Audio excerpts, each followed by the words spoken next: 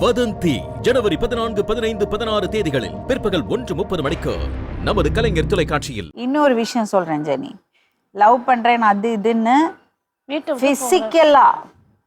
பிசிக்கலா நீ இன்வால்வ் ஆயிட்டியானா, புரியுதா நான் சொல்றது?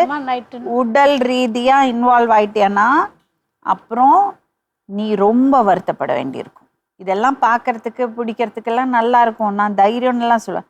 ஆனால் கையில் குழந்தையோட நின்றுடுச்சுன்னா கல்யாணம் பண்ணாமல் கல்யாணம் பண்ணி கூட இந்த வயசில் வாழ்க்கை பூராவே போயிடும்.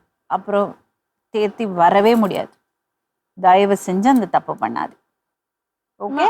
விபரமா இருக்கிற பிள்ளைங்களே எப்படி போயிடுது ஒன்றும் தெரியல, ஏமாத்தி விட்டுட்டு போயிடுவாங்கன்ற ஒரு பயம்தாம்மா எனக்கு. நாளைக்கு நீ லவ் பண்ணியன்னா, லவ் பண்ணுறது பையன்கிட்ட சொல்லு, உனக்கு அவனை பிடிக்குமா, ரொம்ப பிடிக்குமா சொல்லு, நம்ம கல்யாணம் பண்ணிக்கலாம், ஆனால் இப்போ கிடையாது, நான் படித்து நல்ல ஒரு நிலைமைக்கு வந்து வேலைக்கு போய் அதுவரை நீ வெயிட் பண்ணு. அவன் உண்மையான ஆளானா வெயிட் பண்ணுவான். இடையில போய் சினிமாவுக்கு போகிறது, கேன்டீனுக்கு போகிறது, அப்புறம் ஹோட்டலுக்கு போகிறது, இந்த வேலையே வச்சுக்காதே. எத்தனை பார்க்குறேன் நான், இங்கே எவ்வளோ பார்க்குறேன். அந்த தப்பு மட்டும் பண்ணாது. இப்போ நான் அப்படி கிடையாது, நான் உன்னை பார்த்துப்பேன் நல்லா தான் சொல்லுவாங்க, ஆனால் அம்மா சொல்கிறது தான் கரெக்ட். அப்படி போய் ஏமாறக்கூடாது. ஓகே? எனக்கு உறுதியாக ப்ராமிஸ் கொடுப்பியா?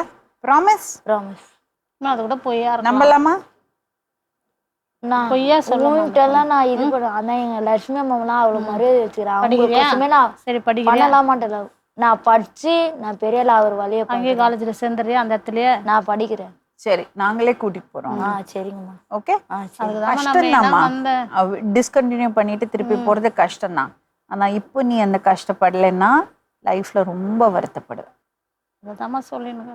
ஓகே? அம்மா திட்டுறதெல்லாம் மனசுல வச்சுக்காதே. சரிங்கம்மா. ஏன்னா அம்மா அந்த கவலைனால சொல்றாங்க. சரிங்கம்மா. ஓகே? சரிங்கம்மா.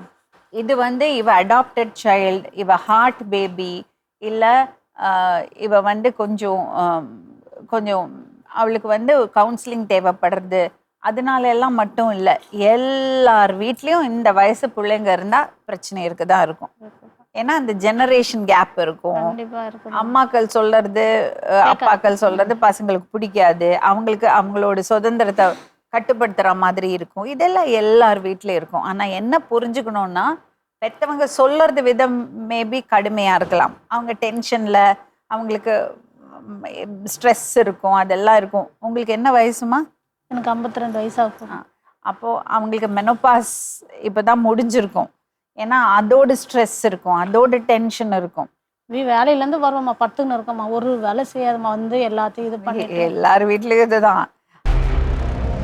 வதந்தி ஜனவரி 14, 15, 16 தேதிகளில் பிற்பகல் 1:30 மணிக்கு நமது கலைஞர் தொலைக்காட்சியில்.